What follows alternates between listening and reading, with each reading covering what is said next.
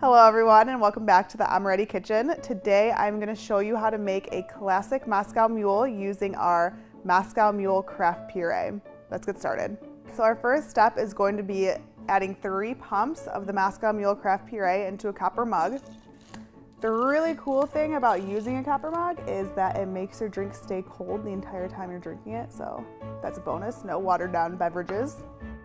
Next we're going to add in our blue agave, 2 ounces of vodka, 6 ounces of soda water, and then stir pretty well. Just make sure everything is combined together.